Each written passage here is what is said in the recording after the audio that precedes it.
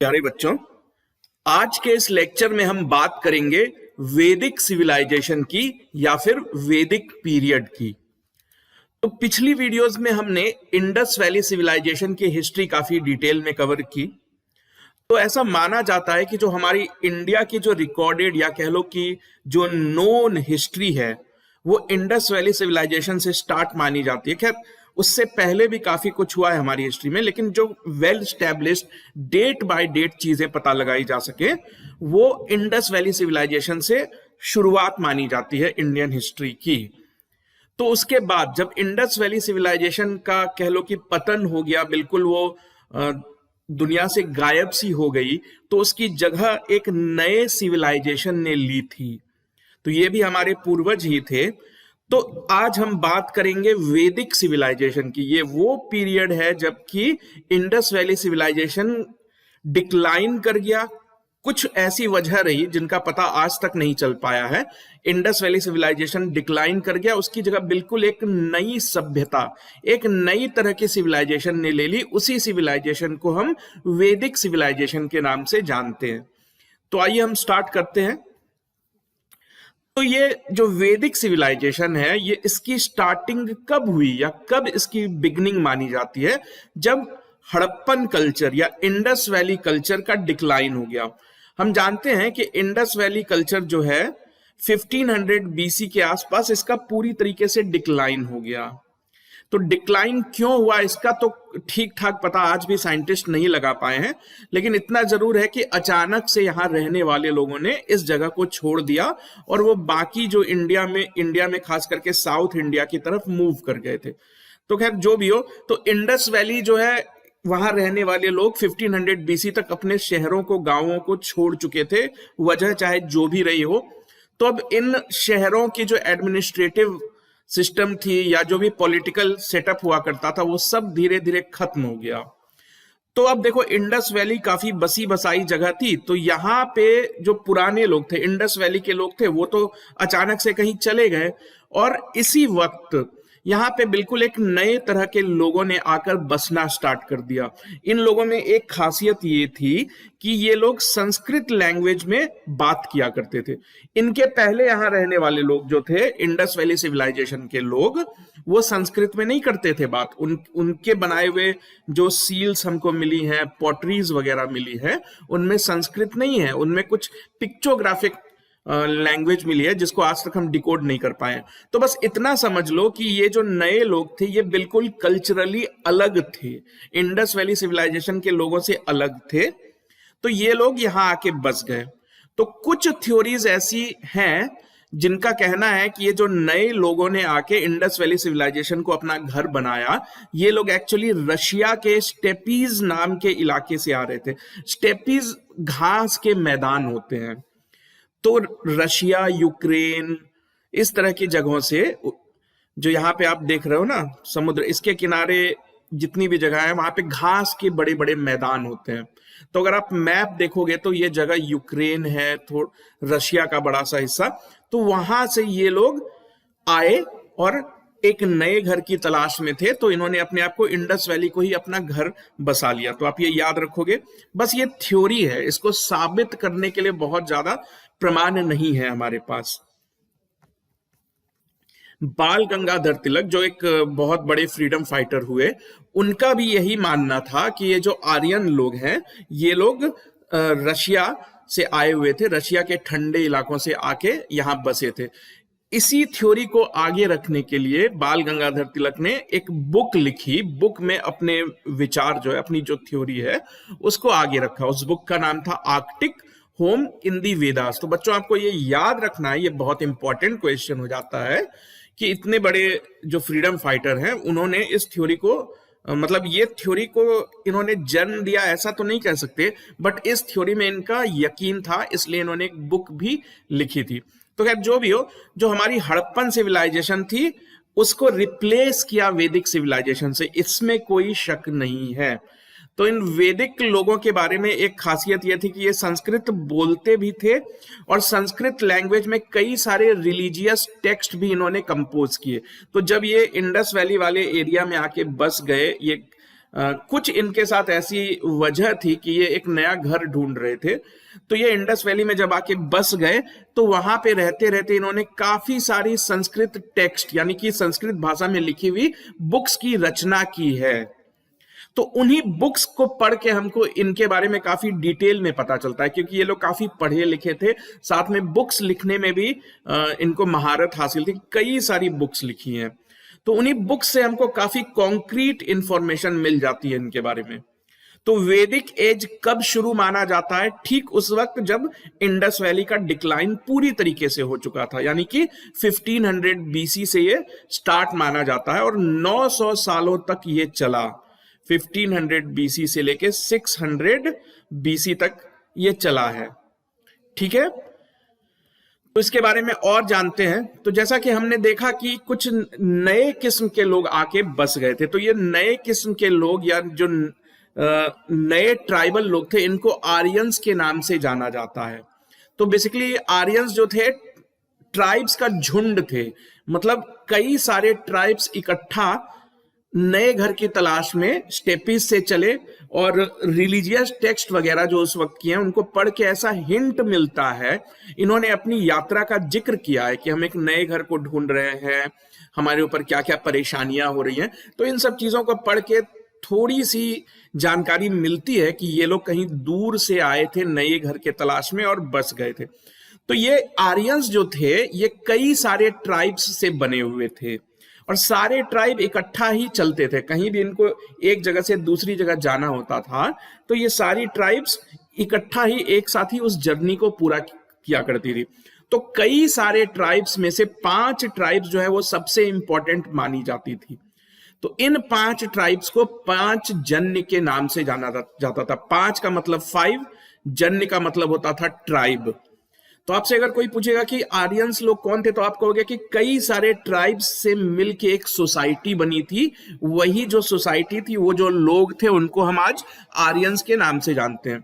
तो ये आर्यन लोग एक एक करके मतलब बैचेस में आते गए और यहाँ बसते गए। मतलब ऐसा नहीं था कि एक ही बार में आके यहाँ बस गए हों, मतलब ये सिलसिला चलता रहा। 100 साल 200 सालों तक ये सिलसिला चलता रहा कि लोगों के बड़े बड़े झुंड आते थे और इंडस वैली में बस जाते थे। तो धीरे धीरे हड़प्पन जो सिविलाइजेशन के लोग थे वो पता नहीं कहाँ गए, लेकिन उनकी जगह हमको नए लोगों का जिक्र मिलने लगा, यानी आर्यंस का जिक्र मिलने लगा।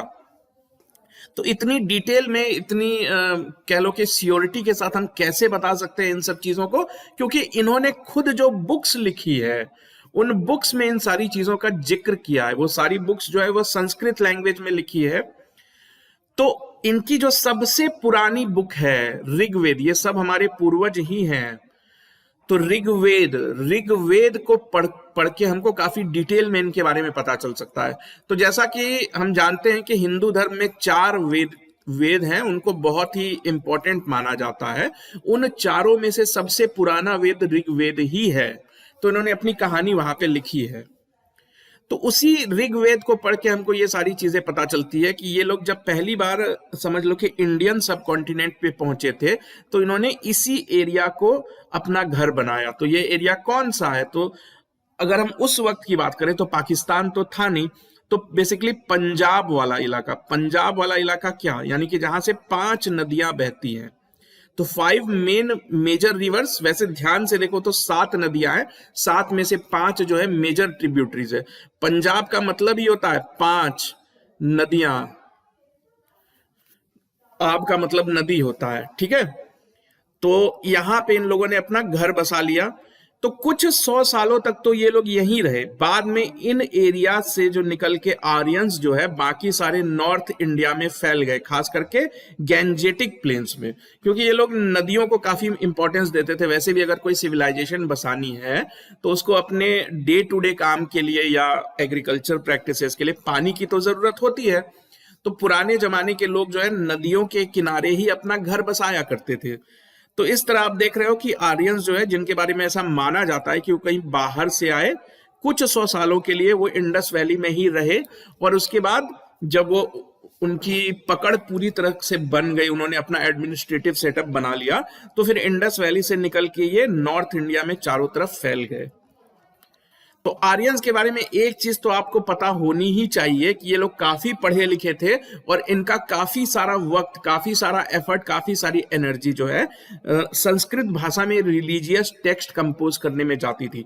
यही रिलीजियस टेक्स्ट आज हमको उपनिषद, रामायण, महाभारत, वेद इस तरह के रूपों में देखने को मिलते हैं।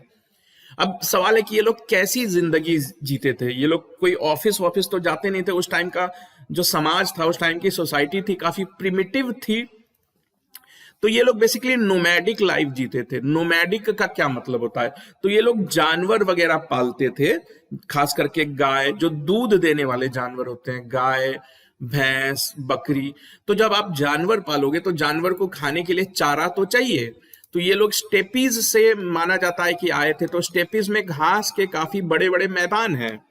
तो वैसे मैदान इंडिया में तो नहीं पाए जाते, तो इसलिए इनको घूम घूम के इस तरह के इलाके ढूंढने होते थे ताकि इनके जानवर जो है वो चर सके। जब ये स्टेपीज में रहते थे तो एक ही जगह रह सकते थे क्योंकि चारों तरफ घास के मैदान है, लेकिन इंडिया में तो वो बात नहीं है।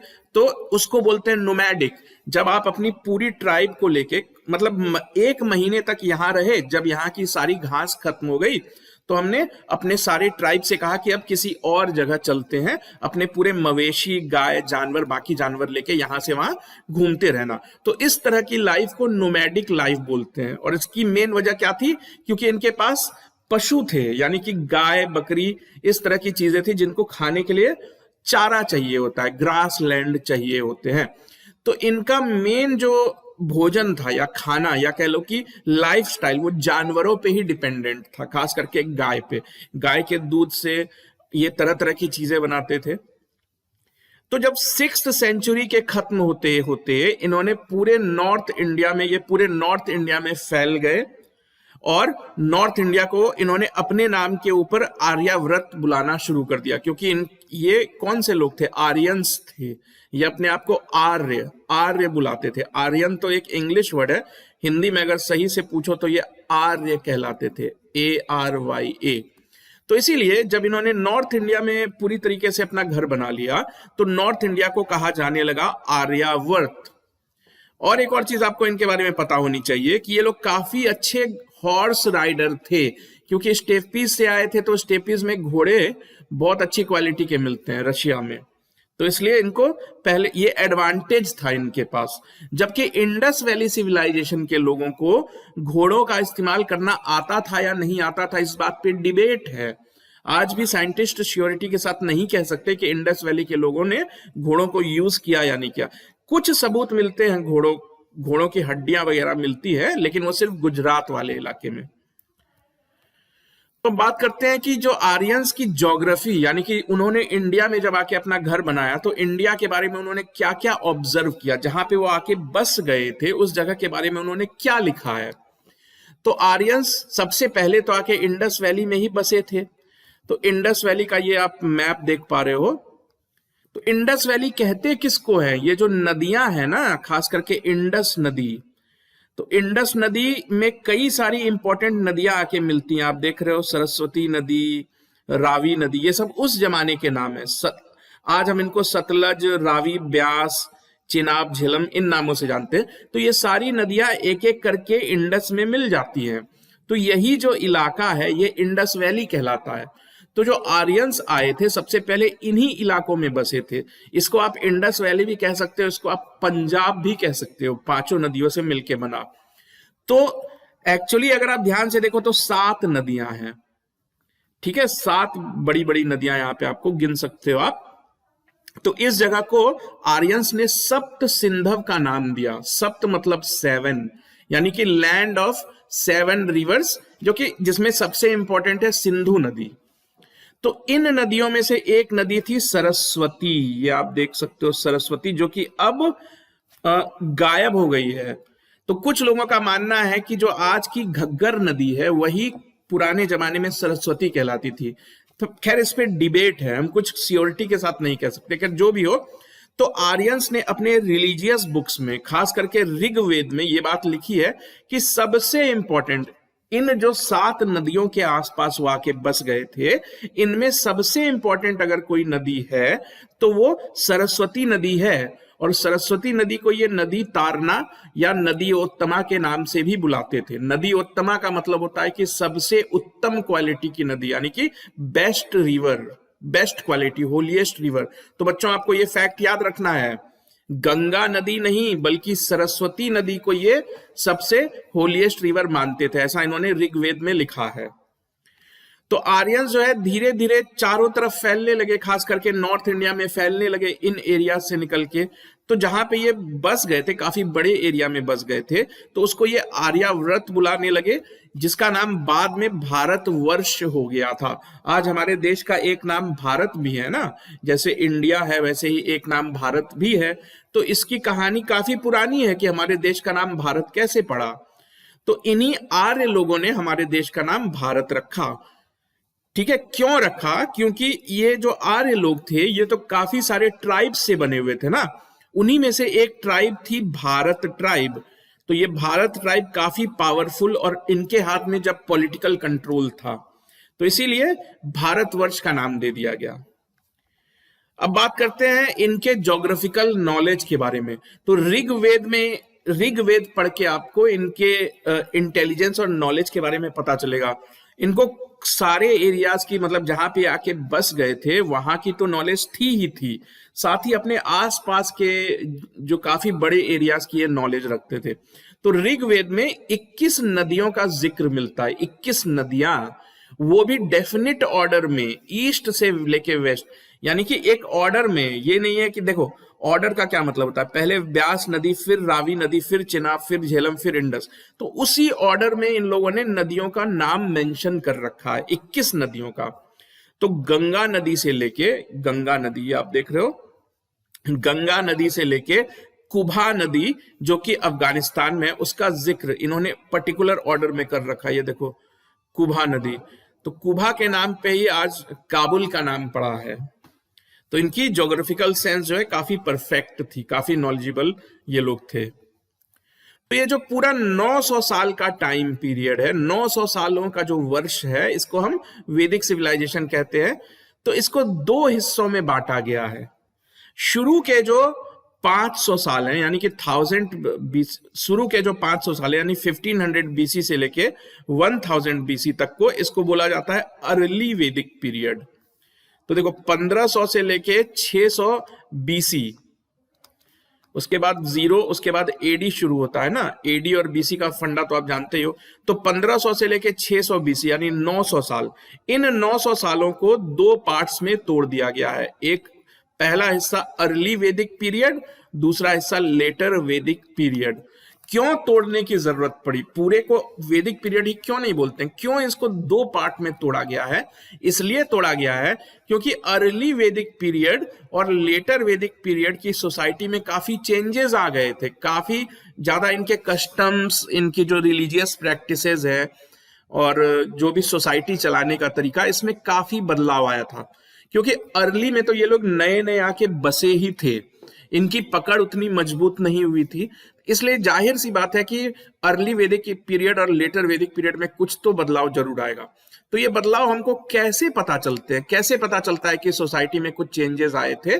ये सब इनके द्वारा लिखी गई बुक्स से हमको पता चलता है। इन्होंने बड़ी बड़ी बुक्स लिखी है ना, वेद वगैरह लिखे हैं ना, तो उन वेदों को पढ़ के ही हमको ये सारी चीजें पता चलती है।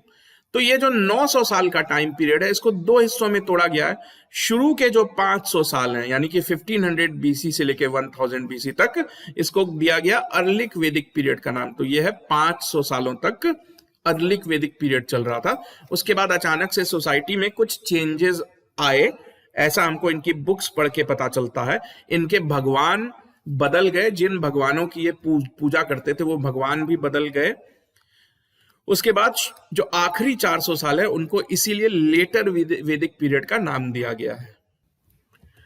तो बच्चों आगे बढ़ने से पहले हम डिटेल में समझ लेते हैं कि अर्ली वैदिक पीरियड और लेटर वैदिक पीरियड में क्या डिफरेंसेस आ गए थे। ऐसा क्या हुआ था कि हम इसको लेटर वैदिक पीरियड को डिफरेंट पीरियड मानते हैं। तो अर्ली वैदिक पीरियड में जो कास्ट सिस्टम है वो काफी फ्लेक्सिबल था। कास्ट सिस्टम हुआ करता था, हम आगे डिस्कस करेंगे। वो फ्लेक्सिबल था, कहने का मतलब है 4 कास्ट हुआ करते थे, जो ब्राह्मण, क्षत्रिय, वैश्य और शूद्र। तो जन्म से डिसाइड नहीं होता था, यानी कि अगर कोई ब्राह्मण के घर में कोई बेटा जन्म लेगा तो जरूरी नहीं था कि वो ब्राह्मण ही बनेगा। अगर वो वेद वगैरह पढ़ लेता तो उसको ब्राह्मण मान लेते, अगर वो राजा की आर्मी ज्वाइन कर लेता तो वो क्षत्रिय हो जाता। ये सब अर्ली वैदिक पीरियड की बात कर रहा हूं मैं, यानी कि जन्म से डिसाइड नहीं होता था कि कौन ब्राह्मण है कौन क्षत्रिय है।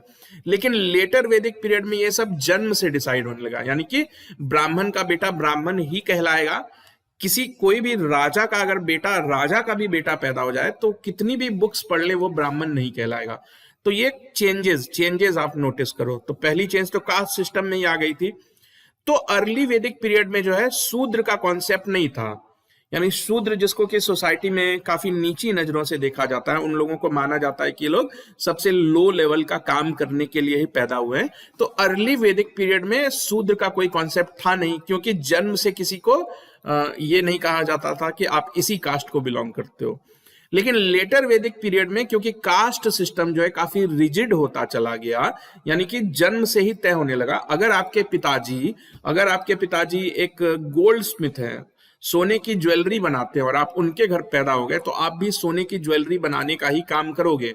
ना तो आप ब्राह्मण बन सकते हो, ना तो आप क्षत्रिय बन सकते हो।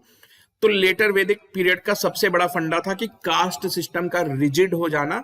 शूद्रों की हालत खराब हो गई थी लेटर वैदिक पीरियड में, इनको काफी नीची नजरों से देखा जाता था और इनके बारे में ऐसी धारणा हो गई थी, ऐसी मान्यता हो गई थी कि शूद्र पैदा इसीलिए हुए हैं ताकि वो बाकी जो 3 अपर कास्ट हैं उनकी सेवा कर सके। तो ये चेंजेस थे। अर्ली वैदिक पीरियड में कई सारी अच्छी चीजें थी जो लेटर वैदिक पीरियड में कह लो कि उनका प्रभाव खत्म होता चला गया। जैसे कि अर्ली वैदिक पीरियड में जो औरतें थी, विमेन थी, उनको काफी फ्रीडम थी। वो अपना लाइफ पार्टनर, अब उनका पति कौन होगा ये खुद चूज कर सकती थी। सारे जो पूजा पाठ होते थे उनमें वो बराबरी से हिस्सेदारी करती थी। इवन की पॉलिटिकल डिसीजन में उनकी राय ली जाती थी। जो मतलब सोसाइटी था वो उसमें औरत और मर्द को बिल्कुल बराबरी से ट्रीट किया जाता था। लेकिन लेटर वैदिक पीरियड में जो औरतों की पोजीशन है या औरतों की जो फ्रीडम है उस पर कुछ रिस्ट्रिक्शंस लगा दिए गए। अब उनको घर का ही काम देखना होता था, ना ही वो पॉलिटिक्स में पार्टिसिपेट कर सकती थी, ना ही उनको अपना लाइफ पार्टनर वगैरह चुनने का हक रह गया था। तो आप चेंजेस समझ पा रहे हो ना, इसीलिए हमको अलग अलग करके इनको पढ़ना होता है। अर्ली वैदिक पीरियड में जो किंगशिप है, यानी कि राजा की जो पोजीशन होती थी वो हेरिडिटरी नहीं होती थी। तो राजा जो है पूरी सोसाइटी मिलके तय करती थी कि यही आदमी राजा बनेगा, ये सबसे अच्छा है, सबसे पढ़ा लिखा, सबसे ताकतवर है। तो राजा का बेटा राजा नहीं बनता था, बल्कि राजा को कौन चुनते थे? जो पूरी सोसाइटी मिलती थी, जो सोसाइटी का ग्रुप होता था। एक जैसे आज हमारे यहाँ पंचायत होती है ना, तो वैसे उस वक्त के ग्रुप्स होते थे, जो गांव वाले होते थे या पूरी की पूरी ट्राइब होती थी, वो एक डिसीजन मेकिंग बॉडी बना लेते थे। तो वही जो कुछ खास लोगों का ग्रुप होता था वही तय करता था कि अगला राजा कौन बनेगा। तो ये ग्रुप कहलाता था समिति। तो समिति तय करती थी कि राजा कौन बनेगा। इसका मतलब है कि पहले से तय नहीं होता था कि राजा कौन बनेगा, तो राजा का बेटा ही राजा बनेगा, ये बात नहीं थी। लेकिन लेटर वैदिक सोसाइटी में हेरिडिटरी हो गई ये पोजीशन, यानी कि राजा का बेटा ही राजा बनेगा। ठीक, और जो राजा की पोजीशन है वो और पावरफुल हो गई और प्रोमिनेंट हो गई, जबकि पहले तो समिति ज्यादा पावरफुल थी ना, ये किंग मेकर का रोल प्ले करते थे। और क्या क्या चेंजेस हुए? जो अर्ली वैदिक पीरियड है उसके जो लोग थे वो पेस्टोरलिस्ट थे। पेस्टोरलिस्ट यानी कि अपने जानवरों से ही अपना घर चलाते थे। जानवर जैसे कि गाय, बैलों से खेती कर ली, गाय से दूध लेके अपने बच्चों का पेट पाला। और सेमी नोमैडिक थे, यानी कि एक जगह पे घर बना के नहीं रहते थे, कुछ महीनों तक यहाँ रहा, फिर यहाँ से हट के कहीं और चले गए। लेकिन लेटर वैदिक पीरियड में क्या हो गया कि ये लोग सेटल होने लगे, एक ही जगह पे सेटल होके अपना गांव बसाने लगे, छोटे छोटे शहर उभर के सामने आने लगे। तो इंडियन हिस्ट्री में ये पहली बार होने जा रहा था कि शहर बन के उभरेंगे, शहर। तो इसके पहले तो लोग जंगलों में यहां वहां घूमते रहते थे, उनको कभी ये जरूरत महसूस नहीं हुई कि एक ही जगह हम रहें, यहां वहां भटकना छोड़ दें। ऐसा क्यों हुआ? देखो ऐसा हुआ इसलिए क्योंकि एग्रीकल्चर की शुरुआत हो गई। जब लोग एग्रीकल्चर करने लगे यानी कि खेती बाड़ी करने लगे, तो कुछ कुछ फसलें ऐसी होती है ना कि जिनको उगने में ही 2-2.5 महीने का वक्त लग जाता है। तो जब आपकी फसल 2-2.5 महीने का वक्त लेगी उगने में, तो आप तो यहां वहां घूम नहीं सकते। आपको कम से कम 2-2.5 महीनों तक तो अपनी फसल को संभालने के लिए एक ही जगह पे रहना होगा ना। तो इससे क्या हुआ कि धीरे धीरे इनमें ये कल्चर घर कर गया कि हम क्यों यहाँ वहां भटके, हम एक ही जगह अपने खेत बनाएं, उन खेतों में अनाज उपजाएं, और यहां वहां भटकने की जगह उन्हीं खेतों के आसपास गांव और फिर बड़े बड़े शहर बसने लगे। ठीक है, तो आप बदलाव समझ पा रहे हो ना कि अर्ली और लेटर में क्या चेंजेस आ गए थे। अर्ली वैदिक पीरियड में ऋग्वेद नाम की सबसे पहली वेद की रचना की गई। ऋग्वेद जो है आपकी फर्स्ट वेद है, अर्लीस्ट वेद है। लेटर वैदिक पीरियड में 3 और वेद लिखे गए। तो आज हिंदू धर्म में 4 वेद हैं। उसमें से सबसे पुराना वेद है बच्चों ऋग्वेद, और ऋग्वेद लिखा गया है अर्ली वैदिक पीरियड में। यानी ऋग्वेद पढ़ के हम काफी अच्छे से समझ पाते हैं कि अर्ली वैदिक पीरियड में लोग क्या खाते थे, कैसे शादियां करते थे, कैसे रहते थे, कैसे खेती बाड़ी करते थे। और इन वेदों को पढ़ के हमको उनके लेटर वैदिक पीरियड की सोसाइटी के बारे में काफी डिटेल में पता चल जाता है। ठीक है, तो आओ अब हम अर्ली वैदिक पीरियड और लेटर वैदिक पीरियड को थोड़े डिटेल में कवर कर लें। तो अर्ली वैदिक पीरियड 500 सालों तक चला, जो 900 में से शुरू के 500 साल हैं। 900 सालों की कहानी है ना ये। तो 900 में से शुरू के 500 साल यानी कि 1500 बीसी से लेके 1000 बीसी तक को हम अर्ली वैदिक पीरियड या फिर ऋग्वेदिक पीरियड भी कहते हैं। ऋग्वेदिक पीरियड क्यों कहते हैं? क्योंकि 4 में से एक वेद की रचना इसी दौरान हुई, बाकी 3 वेद जो है वो बाद में लिखे गए। तो अर्ली ऋग्वेदिक पीरियड में सोसाइटी कैसी थी? तो ये तो मैंने आपको बता ही दिया कि ये लोग बेसिकली पैस्टोरल थे, यानी कि अपने ये देख रहे हो ना, पशुओं पे डिपेंड करते थे।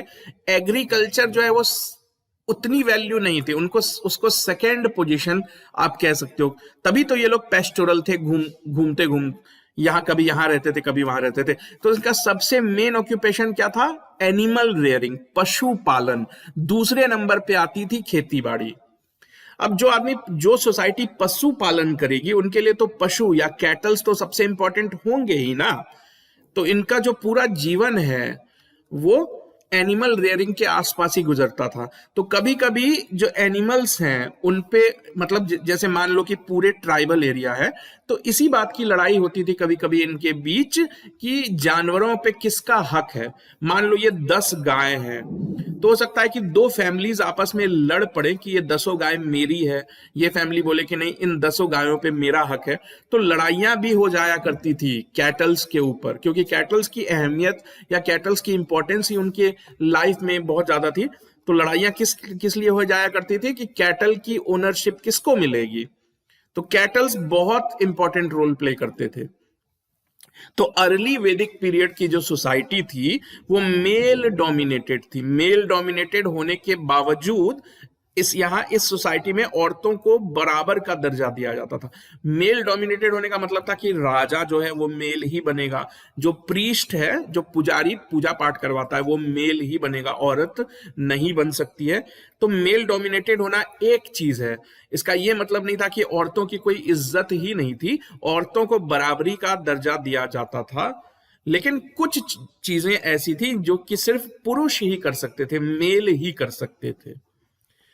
अब इनकी जो सोसाइटी थी उसकी सबसे छोटी यूनिट थी फैमिली। तो फैमिली से मिल के बनता था गांव, और कई सारे गांवों से मिल के बनता था एक ट्राइब।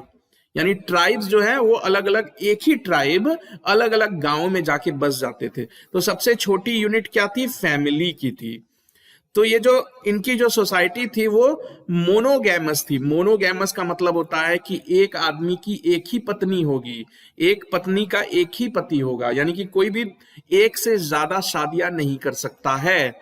और पैट्रियार्कल हुआ करती थी। पैट्रियार्कल यानी कि जो हेड ऑफ द फैमिली हुआ करते थे वो पिताजी हुआ करते थे, माताजी नहीं। तो इसीलिए कह सकते हो मेल डोमिनेटेड। उस वक्त जो है चाइल्ड मैरिज का कॉन्सेप्ट नहीं था, चाइल्ड मैरिज बहुत ज्यादा कॉमन नहीं था। जो लड़के लड़कियां थे उनको परमिशन थी कि वो अपना लाइफ पार्टनर चूज कर सकें। तो आपने कुछ सीरियल्स या रिलीजियस टेक्स्ट में पढ़ा होगा या सीरियल्स वगैरह में देखा होगा कि स्वयंवर होता था। स्वयंवर का मतलब होता था कि लड़कियां जो है अपनी मर्जी से अपना पति चूज कर सकती थी। तो पूरी फ्रीडम दी जाती थी लड़कों को भी और लड़कियों को भी कि आप अपना लाइफ पार्टनर चूज कर सको। विडो रीमैरिज भी अलाउड था, यानी कि किसी विधवा की भी शादी अगर हो सकती थी अर्ली वैदिक पीरियड में। तो सोसाइटी काफी इज्जत देती थी, काफी डिग्निटी के साथ रखती थी विमेन को।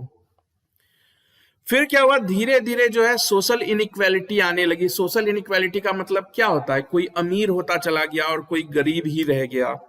तो जब सोशल इनइक्वालिटी आने लगी इन ट्राइब्स में, तो जो कुछ लोग हैं वो बाकी लोगों के मुकाबले कुछ ज्यादा ही ताकतवर हो गए। तो सोशल इनइक्वालिटी आने की वजह ये भी थी कि ये जो ट्राइब्स हुआ करते थे, इन ट्राइब्स के एक जो चीफ्स हुआ करते थे या फिर जो प्रीस्ट हुआ करते थे, बाकी लोगों के मुकाबले इनके हाथ में ज्यादा ताकत होती थी। ये तो ट्राइबल चीफ है या फिर ये प्रीस्ट है। तो इन लोगों ने क्या किया कि धीरे धीरे पैसे बनाने स्टार्ट कर दिए, या जो भी कह लो कि सोसाइटी की अर्निंग होती थी उसका बड़ा सा हिस्सा ये लोग रखने लगे, ट्राइबल चीफ और प्रीस्ट। तो इससे ये लोग ताकतवर होने लगे, बाकी लोग जो है वो वैसे के वैसे ही रह गए। इससे सोसाइटी में इनइक्वालिटी आने की वजह से सोसाइटी ग्रुप्स में बंटने लगी। एक ग्रुप होता था इन्हीं ट्राइबल चीफ्स का, वॉरियर्स का। ट्राइबल चीफ यानी कि कोई राजा होगा और राजा के मिनिस्टर वगैरह होंगे, उसके बॉडीगार्ड होंगे, तो वो सारे लोग वॉरियर, तो इनके हाथों में ताकत थी। प्रीस्ट, तो प्रीस्ट के हाथों में, प्रीस्ट की लोग इज्जत करते थे क्योंकि ये लोग काफी सारे धार्मिक बुक्स वगैरह लिखते थे, उनको डे टू डे पढ़ते थे, तो इसके लिए प्रीस्ट की अहमियत काफी ज्यादा थी। तो सोसाइटी बटने लगी क्योंकि अलग अलग पावर सेंटर्स बनने लगे। और तीसरा हिस्सा था कॉमन जो लोग हैं, आम लोगों का। ठीक, इसका मतलब कास्ट सिस्टम नहीं है। कास्ट सिस्टम इसी इनइक्वालिटी से पैदा हुआ। मैं आपको बस ये समझा रहा हूं कि इनइक्वालिटी से कास्ट सिस्टम कैसे बनता है। पहले कुछ लोग अमीर हो जाते हैं, कुछ लोग गरीब रह जाते हैं, फिर जो अमीर लोग होते हैं वो कुछ नियम बना देते हैं कि मेरा बेटा ही राजा बनेगा, गरीब लोग तो तमाशा ही देखते रह जाते हैं। तो यहां से ही कास्ट सिस्टम की नींव पड़ गई। तो अर्ली वैदिक सोसाइटी में ये चीजें इतनी रिजिड तब तक नहीं हुई थी कि कोई अगर जन्म से ही किसी का कास्ट नहीं डिसाइड कर दिया जाता था, तो कोई भी, हर किसी को उस वक्त फ्रीडम होती थी कि वो अपना प्रोफेशन चूज कर सके। कहने का मतलब, अगर प्रीस्ट के घर में कोई बेटा पैदा हो जाए तो जरूरी नहीं था, उसको कोई फोर्स नहीं कर सकता था कि तुम प्रीस्ट के बेटे हो, तुम पंडित के बेटे हो तो तुम्हें भी पंडित ही बनना पड़ेगा। वो चाहता तो राजा की आर्मी भी ज्वाइन कर सकता था, वो चाहता तो खेती बाड़ी भी कर सकता था। तो ये अर्ली वैदिक पीरियड है कि आपको फोर्स नहीं किया जाता था कि आप इसके बेटे हो तो आप वही काम करोगे जो आपके पिताजी करते हैं। लेकिन बाद में लेटर वैदिक पीरियड में ये चीज रिजिड हो गई, यानी कि राजा का बेटा ही राजा बनेगा, पंडित का बेटा ही पंडित बनेगा और शूद्र का बेटा शूद्र ही कहलाएगा। तो इस जो सबसे बड़ी यहां की ड्रॉबैक हुई कि धीरे धीरे कास्ट सिस्टम उभर के आने लगा। तो ये कास्ट सिस्टम क्या है?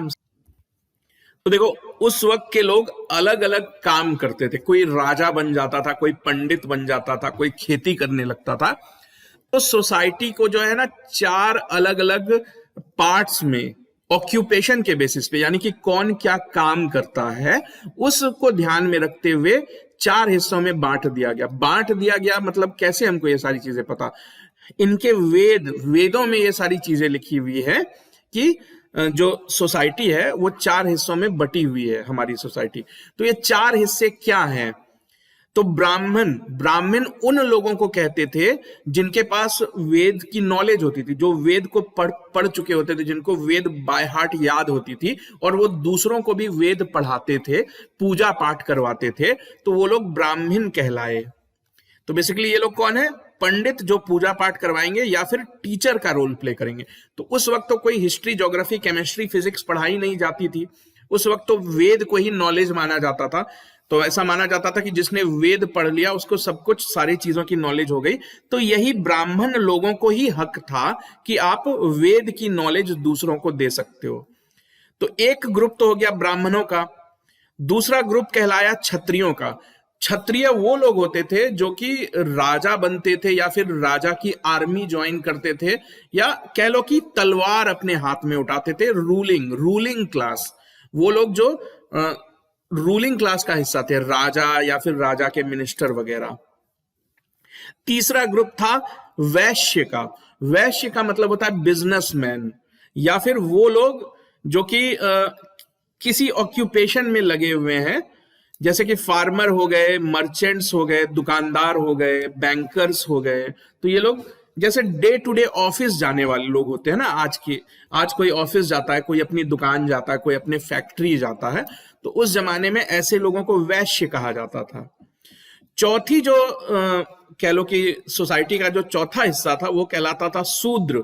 तो शूद्र सबसे लो लेवल के काम करने के लिए जिन लोगों को डेजिग्नेट किया गया, जिनसे कहा गया कि भाई तुम लोग शूद्र हो, तुम्हें यही काम करना है, ना तुम पंडित बन सकते हो, ना तुम क्षत्रिय बन सकते हो, ना ही तुम बिजनेस कर सकते हो, क्योंकि तुम शूद्र हो तो तुम क्या काम करोगे। तो इनसे लेबर का काम लिया जाता था, या फिर साफ सफाई जो होती है, मतलब काफी उस तरह के काम जिनको कि लो लेवल का माना जाता है हमारी सोसाइटी में।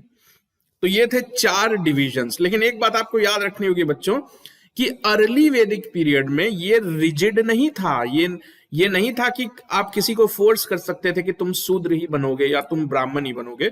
वो फ्री होता था, उसकी इच्छा, अगर उसको वेद पढ़ने में ज्यादा मजा आता है तो वो वेद पढ़ के अपने आप को ब्राह्मण बना सकता था, या फिर अगर उसको तलवार उठाने का शौक है तो वो राजा की आर्मी ज्वाइन कर ले और फिर उसको सब क्षत्रिय बोलेंगे। तो ऋग्वेद में ही नहीं बल्कि कई ऐसी जगह, कई ऐसी कहानियां देखने को मिलती हैं जिसमें कि बाप ब्राह्मण होता था, बेटा क्षत्रिय होता था। और अगर कोई उस घर में कोई ऐसा भी होता था कि जो ज्यादा पढ़ा लिखा नहीं होता था, तो ब्राह्मण का बेटा शूद्र भी कहलाता था। अर्ली वैदिक पीरियड की बात कर रहा हूं मैं, यानी कि उस वक्त ये रिजिड नहीं था, बल्कि तुमने कितनी नॉलेज ली है, तुम कितने पढ़े लिखे हो, तुम क्या काम करते हो, उससे आपकी पहचान होती थी कि आप ब्राह्मण हो, क्षत्रिय हो, वैश्य हो या शूद्र हो। तो मैंने आपको बता दिया कि उस वक्त कंप्लीट फ्रीडम हुआ करता था कि आप क्या चुनो। तो ये जो कास्ट सिस्टम वाली चीज है, ये ऋग्वेद के 10th मंडल में लिखी हुई है बच्चों। बहुत इंपॉर्टेंट चीज मैं आपको बता रहा हूं। तो ऋग्वेद जो है वो 10 छोटे छोटे बुक्स से मिलके बना है। इन छोटे छोटे बुक्स को मंडल बोलते हैं। तो बुक नंबर 1 से लेके बुक नंबर 10 तक, या कह लो कि 10 मंडल है ऋग्वेद में। उसी में जो 10वां मंडल है, 10th मंडल, उसको बोलते हैं पुरुष सूक्त। बहुत इंपॉर्टेंट क्वेश्चन है बच्चों, पुरुष सूक्त। तो पुरुष सूक्त में ये सारी चीजें लिखी है कि सोसाइटी जो है वो 4 हिस्सों में बटी हुई है। बेसिकली पुरुष सूक्त में लिखा गया है कि जो ब्रह्मा है, जो ब्रह्मा देवता ब्रह्मा है, उन्होंने मनुष्य को 4 अलग अलग जगहों से पैदा किया, इसलिए सोसाइटी के 4 अलग अलग हिस्से हो गए। तो ब्रह्मा जी ने अपने शरीर के 4 अलग अलग हिस्सों से 4 अलग अलग टाइप के लोग पैदा किए। यही जो 4 टाइप के लोग हैं, तो एक पर्टिकुलर टाइप का आदमी एक पर्टिकुलर काम करने के लिए ही पैदा किया। कुछ लोगों को ब्राह्मण पैदा किया, कुछ लोगों को शूद्र पैदा किया। तो ये कहाँ है? तो 10th मंडल ऑफ ऋग्वेद में। ठीक, तो 10th मंडल के बारे में ऐसा माना जाता है कि इसको बाद में लिखा गया है, क्योंकि अर्ली वैदिक पीरियड में तो इस तरह का कॉन्सेप्ट नहीं था। उसमें तो आप क्या काम करते हो उससे आपका कास्ट डिसाइड होता था। तो 10th मंडल के बारे में ऐसा माना जाता है कि इसको बहुत बाद में किसी ने लिखा है।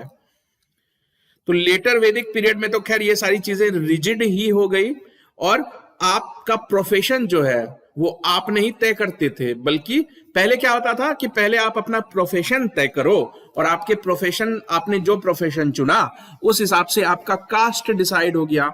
बाद में क्या होने लगा कि आप जिस कास्ट में पैदा हुए हो उसी से आपकी प्रोफेशन डिसाइड हो जाती थी। आपके पैदा होने से पहले ही ये डिसाइड हो जाता था कि आप क्या काम कर सकते हो और क्या काम आपको सोसाइटी नहीं करने देगी। तो अब बात करते हैं इनके पॉलिटिकल एडमिनिस्ट्रेशन की, पॉलिटिकल सेटअप की। तो ये जो आर्यन सोसाइटी थी, ये बेसिकली कई सारे ट्राइब से मिलके बनी हुई थी।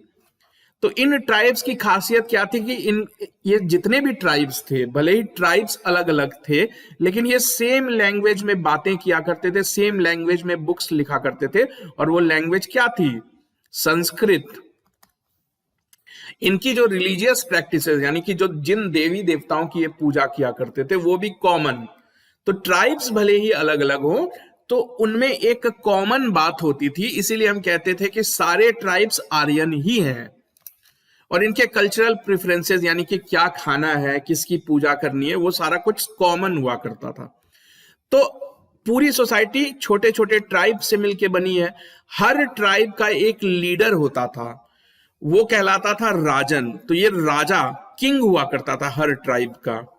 ठीक, तो अब इन जो ट्राइब्स होते थे, इनके जो राजा होते थे, जो राजन होते थे, इनके ऊपर काफी बड़ी जिम्मेदारी होती थी। जिम्मेदारी क्या होती थी कि अब ये कई सारे ट्राइब्स आपस में लड़ लिया करते थे। इनके भी आपस में लड़ाइयां होती थी, खास करके कैटल्स को लेके, क्योंकि कैटल्स पे ही इनका पूरा जीवन डिपेंड करता था। तो ये जो राजन होते थे, इनकी रिस्पॉन्सिबिलिटी होती थी कि अगर किसी दो ट्राइब के बीच में लड़ाई होगी तो वो लड़ाई राजन ही लीड करेगा, राजन को ही पूरे ट्राइब की रक्षा करनी है। तो अब लड़ाइयां हुआ करती थी, तो उसका ये मतलब नहीं है कि आर्मी वगैरह होती थी उस टाइम, नहीं, कोई आर्मी जैसी चीज नहीं होती थी। जब भी दो ट्राइब्स के बीच लड़ाई होती थी तो इस ट्राइब के सारे लोग, जितने भी पुरुष मर्द होते थे, और इस ट्राइब के जितने भी मर्द होते थे, वो अपनी खेती बाड़ी छोड़ के, सब कुछ छोड़ के घोड़ों पे बैठ जाते थे और लड़ने आ जाते थे। तो कोई स्टैंडिंग आर्मी का कॉन्सेप्ट नहीं था। जब भी लड़ाई होती थी पूरा का पूरा गांव जो है उस लड़ाई में कूद पड़ता था। ठीक, और ये तो हमने देखा है कि अर्ली वैदिक पीरियड में जो किंग की पोजीशन है वो नॉन हेरिडिटरी थी, बल्कि उसको सारी सोसाइटी, सारे ट्राइब वाले आपस में मिल के चुनते थे कि जो सबसे केपेबल इंसान होगा उसी को अपना राजन बनाएंगे, उसी को अपना प्रोटेक्टर चूज करेंगे। तो ये जो ग्रुप है जो राजा को चुनता था, वो उस ग्रुप के लोग कौन होते थे?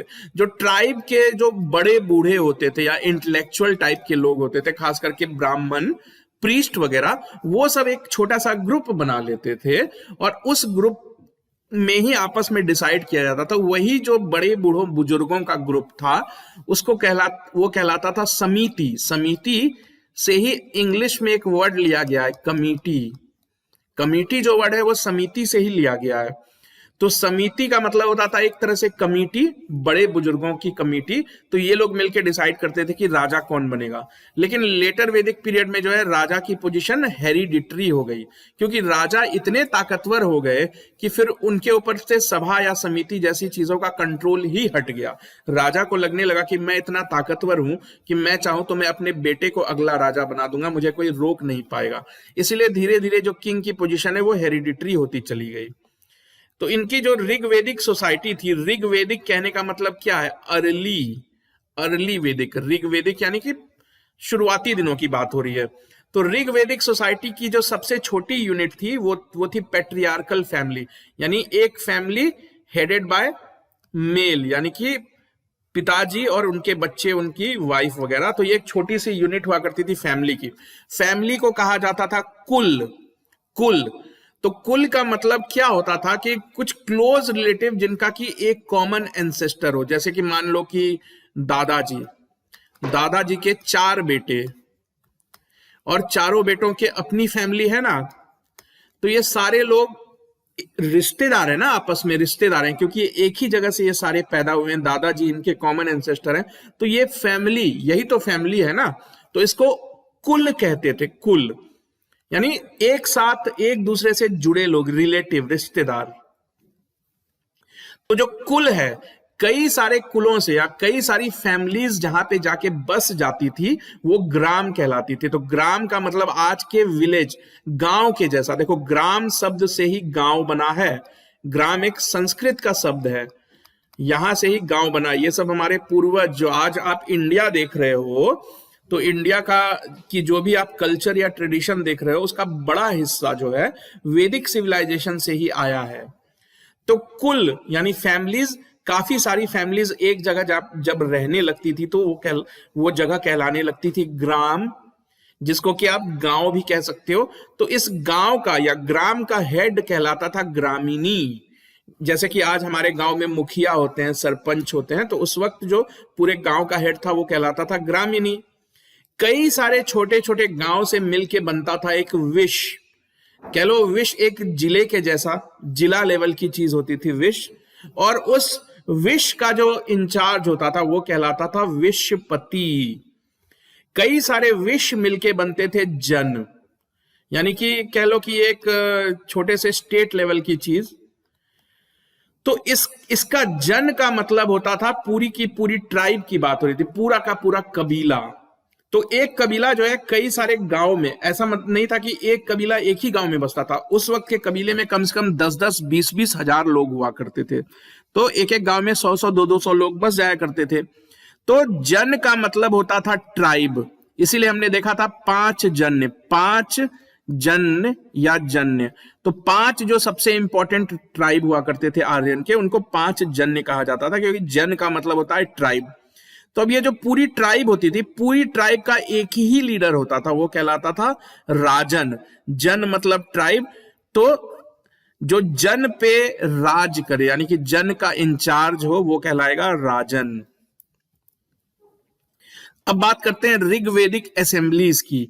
तो असेंबलीज, एक तो राजन हो गया, तो राजन तो एक अकेला इंसान है। एक अकेला इंसान सारे फैसले तो नहीं ले सकता, लेने भी नहीं चाहिए, सब कुछ कंट्रोल नहीं कर सकता।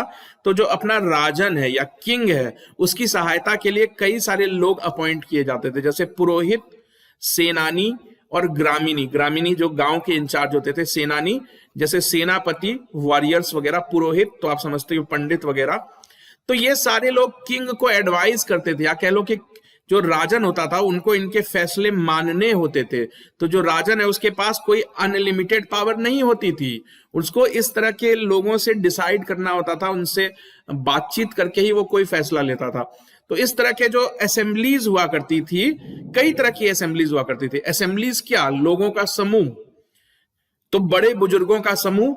तो इस तरह की कई असेंबलीज थी, उनके नाम मेंशन्ड है वेद में, वेदों को पढ़ के पता चलता है। सभा, समिति, विधाता, गण, इस तरह की असेंबलीज का जिक्र मिलता है हमको ऋग्वेद में। और इन असेंबलीज में औरतों को भी हिस्सा बनाया जाता था, यानी उनकी भी ओपिनियन मैटर करती थी। ठीक, तो सभा और विधाता नाम की असेंबलीज के बारे में हमको पता है कि औरतों को भी उसमें शामिल होने का हक दिया जाता था। इन सारी समितियों का जो जिक्र मिलता है वेद में, उसमें से 2 सबसे इंपॉर्टेंट समिति, बच्चों बहुत इंपॉर्टेंट क्वेश्चन, सभा और समिति। कई तरह की असेंबलीज मेंशन है, उसमें से 2 सबसे पावरफुल असेंबली उस जमाने की हुआ करती थी, सभा और समिति। ये इतनी पावरफुल हुआ करती थी कि जो भी राजा बनता था या जो भी पुरोहित वगैरह होते थे, वो कभी भी इनकी बातों को काटते नहीं थे। वो हमेशा इस बात की में लगे रहते थे कि कैसे इनका सपोर्ट उनको मिलता रहे, सभा समिति। क्योंकि अगर इनको राजा नहीं पसंद तो ये राजा को बदल भी सकते थे, क्योंकि यही तो डिसाइड करते थे ना कि राजा कौन बनेगा। तो ये जो सभा और समिति नाम का जो 2 पावरफुल ग्रुप हुआ करता था, इसका एक मकसद ये भी था कि राजा की ताकत को जरूरत से ज्यादा ना बढ़ने दिया जाए, उस पर हमेशा नजर बनाया रखा जाए, और जब जरूरत पड़े तो किसी दूसरे को राजा बनाओ, या राजा की डेथ हो जाए तो अगला राजा कौन बनेगा, इसको चुनना इन समिति के हाथ की चीज थी। उस वक्त का जो राजा हुआ करता था वो लोगों से टैक्स नहीं लेता था, बल्कि जो लोग हैं अपनी मर्जी से अपने राजा को जो है गिफ्ट्स वगैरह दिया करते थे। मर्जी देना सबको ही होता था, कुछ फिक्स नहीं होता था कि आप इतना टैक्स दोगे, आपने इतनी खेती की। तो राजा का जो खर्चा है वो बेसिकली लोगों के दिए हुए दान, चंदों से ही चलता था। इसका मतलब है कि ये ऐसा नहीं कि बिल्कुल चंदे पे ही डिपेंड रहते थे, ये लोग आपस में लड़ते भी थे ना। एक ट्राइब दूसरे ट्राइब के ऊपर हमला कर देता था, वहां उनके पशुओं को छीन के ले आता था, क्योंकि इनको गाय, बकरी, इस तरह के जानवरों की बहुत, उनके पीछे इनकी काफी लड़ाइयां होती थी। तो लड़ाइयों से भी जो चीजें छीनी जाती थी या लूटी जाती थी वो बराबर बांटी जाती थी, किंग में, मिनिस्टर्स में, जो पंडित में, ये सब कहीं दूसरी जगह से लूट के लाते थे, तो लूट का सामान आपस में बांट लेते थे। तो इससे भी इनकी इनकम होती थी, और साथ ही साथ ये धीरे धीरे दूसरों के मुकाबले और अमीर भी होते चले गए। तो बात करते हैं ट्राइबल कॉन्फ्लिक्ट्स की, यानी कि 2 ट्राइब्स के बीच में आपस में होने वाले झगड़ों की। तो आर्यन लोगों ने जो वेद में लिखा है, तो वेद में पढ़ के हमको ये पता चलता है कि जब ये लोग नए नए आके बसे थे भारत में, तो पहले से ही यहाँ रहने वाले जो ट्राइब्स थे, ये लोग भी ट्राइब थे, और पहले से भी कुछ जनजातियां या ट्राइब्स उन इलाकों में रहती थी। तो उनसे इनका आते ही झगड़ा स्टार्ट हो गया आर्यंस का, क्योंकि ऐसा माना जाता है कि ये लोग तो बाहर से आए थे। तो जो लोकल ट्राइब्स थे, जो पहले से ही भारत में बसे हुए थे, उनको आर्यंस ने नाम दिया पानीज का या दस्युज का। दस्यु का मतलब होता है डाकू। ठीक। आर्यंस का जो है कोई एक राजा तो नहीं था कि सारे आर्यंस का एक ही राजा है, बल्कि अलग अलग ट्राइब्स हुआ करते थे, और उन ट्राइब्स का अपना अपना एक राजा हुआ करता था, जिसको कि राजन के नाम से कहा जाता था। तो ये जो आर्यन लोग थे, इनकी दो तरह की लड़ाइयां होती थी। एक तो इन पानी और दस्यूज से, जो कि लोकल थे और ये लोग बाहर से आए थे, और कुछ कुछ लड़ाइयां आर्यंस की आपस में भी हो जाया करती थी, क्योंकि आर्यंस ने अपने आप को ट्राइब्स में बांट रखा था। तो इस तरह की लड़ाइयां जो है, उस वक्त की काफी सारी लड़ाइयों का जिक्र हमको ऋग्वेद में पढ़ने को मिलता है। उसमें सबसे इंपॉर्टेंट जो एक लड़ाई है, जो कि कंपिटिटिव पॉइंट ऑफ व्यू से आपको याद रखनी है, ऋग्वेद में इसका जिक्र है, उसका नाम है बैटल ऑफ 10 किंग्स और 10 राजन युद्ध। 10 का मतलब होता है 10, राजन का मतलब होता है किंग, यानी 10 राजाओं ने मिलकर लड़ाई लड़ी। तो ये बहुत बड़ी लड़ाई है, इसका जिक्र हमको ऋग्वेद में मिलता है। इस लड़ाई के बारे में आपको एक फैक्ट याद रखना है कि लड़ाई में एक तरफ तो भारत ट्राइब था, भारत ट्राइब के राजा थे या राजन थे किंग सुदास, ये एक तरफ थे। दूसरी तरफ इनसे लड़ने आए थे 10 अलग अलग राजा, 10 राजा इकट्ठा हो गए थे। ये भी आर्यन है, ये भी आर्यन है, सारे आर्यन ही हैं, लेकिन ये आपस में लड़ रहे हैं। तो ये आप याद रखोगे। ये लड़ाई जो हुई थी पौरोष्णी नदी के किनारे हुई थी। पौरोष्णी नदी, जिसको आज हम रावी नदी के नाम से जानते हैं, उस वक्त रावी का नाम पौरोष्णी, जो ओल्ड बुक्स है, रिलीजियस स्क्रिप्चर्स है, उसमें रिवर रावी का नाम पौरोष्णी के नाम से दर्ज है। अब बात करते हैं इनकी इकोनॉमिक एक्टिविटीज के बारे में। तो ये तो मैंने आपको कई बार पहले भी बताया कि जो पशुपालन है, एनिमल रेयरिंग, वही इनका सबसे प्रमुख जो है जीवन बिताने का या जीविका का साधन हुआ करता था। और जो जानवर है, उनको लेके कई बार आपस में लड़ाइयां भी हो जाया करती थी। गाय जो है, उनको ये लोग काफी सेक्रेड मानते थे, काफी पवित्र मानते थे। एग्रीकल्चर यानी खेती बाड़ी जो है, एनिमल रेयरिंग के बाद उसकी इंपॉर्टेंस आती थी। सबसे पहले एनिमल रेयरिंग, बाद में जो वक्त बचता था उसमें ये लोग खेती करते थे। कुछ इंडस्ट्रियल काम जैसे कि मेटल वर्क, जैसे हथियार वगैरह, औजार वगैरह बनाना, पॉटरी, कारपेंट्री, ये सब भी, इन सब चीजों का भी जिक्र हमको मिलता है ऋग्वेद में। बार्टर सिस्टम काफी कॉमन हुआ करता था। बार्टर सिस्टम, देखो उस वक्त तो पैसे का कॉन्सेप्ट नहीं था कि 5 रुपए दिए एक चॉकलेट ले ली। तो उस वक्त होता था कि भाई तुम मुझसे इतना दूध ले लो, बदले में मुझे उतना घी दे दो, या मुझसे इतना अनाज ले लो और बदले में कुछ सब्जियां दे दो। तो इसको बोलते थे बार्टर सिस्टम, सामान के बदले सामान। पैसों का तो कोई कॉन्सेप्ट था नहीं। तो बार्टर सिस्टम में गायों को बहुत यूज किया जाता था पैसों के तौर पे। जैसे आज हम सिक्का यूज करते हैं, तो कि हम सिक्का देते हैं किसी को, बदले में वो हमको सामान देता है। तो उस वक्त गाय दे दी जाती थी कि ये लोग गाय, और गाय के बदले में मुझे इतना अनाज दे दो। जो उस वक्त सोने के सिक्के होते थे वो कहलाते थे निशक। निशक, ये भी आप याद रखोगे। देखो, सोने का सिक्का होना और रुपया होना दो अलग चीज है, क्योंकि स्टैंडर्ड नहीं है ना। आज हम जानते हैं कि 5 रुपया लिखा है तो ये 5 रुपए का ही सिक्का है। तो ये जो आर्यंस लोग हैं, ये काफी धार्मिक नेचर के हुआ करते थे। इन्होंने काफी लंबे चौड़े जो है धार्मिक किताबें, वेद वगैरह लिखे हैं। तो उन किताबों से पढ़ के हमको इनके देवी देवताओं के बारे में काफी डिटेल में पता चलता है। तो बेसिकली ये जो आर्यंस थे ना, ये जो नेचुरल फोर्सेस होते हैं, जैसे कि बारिश, धूप, सूर्य, चांद, इन सब की पूजा करते थे और उनमें देवताओं का रूप देखते थे। जैसे कि सूर्य को ये देवता मानते थे, पानी को देवता मानते थे, धरती को देवता मानते थे। बेसिकली नेचर की जो ताकतें होती हैं। अब आते हैं फैक्ट्स पे। सबसे इंपॉर्टेंट देवता, बात हो रही है बच्चों अर्ली वैदिक पीरियड की, अर्ली या ऋग्वेदिक पीरियड की। तो सबसे इंपॉर्टेंट देवता थे इंद्र। ऐसा हमको ऋग्वेद में पढ़ के पता चलता है। तो ऋग्वेद में 2 देवताओं का जिक्र सबसे ज्यादा बार मिलता है। तो सबसे पहला तो इंद्र। इंद्र बहुत ताकतवर देवता माने जाते थे। उनको लाइटनिंग का देवता, जैसे बारिश होती है तो बारिश के वक्त बिजली गिरती है ना, तो उसी बिजली का देवता थंडर, और साथ ही साथ वार, जो भी लड़ाइयां होती थी उसका देवता। यानी अगर आप कहीं लड़ने जा रहे हो तो आप लड़ने जाने से पहले इंद्र भगवान की पूजा करते थे कि इंद्र भगवान आपकी मदद चाहिए हम लड़ाई जीतने में। जो सेकेंड मोस्ट इंपॉर्टेंट देवता थे वो थे अग्नि देवता। अग्नि देवता को ऐसा माना जाता था कि देखो, अगर हम आज आग में कुछ डालते हैं तो वो चीज जल जाती है, फिर धुआं उठ के आसमान में चला जाता है। तो ऐसा ही उस वक्त किया जाता था। आपको अगर अपनी कोई बात देवताओं तक पहुंचानी है या भगवान को खुश करने के लिए आप कुछ भगवान को अर्पित करना चाहते हो तो उसको आग में डाल दो।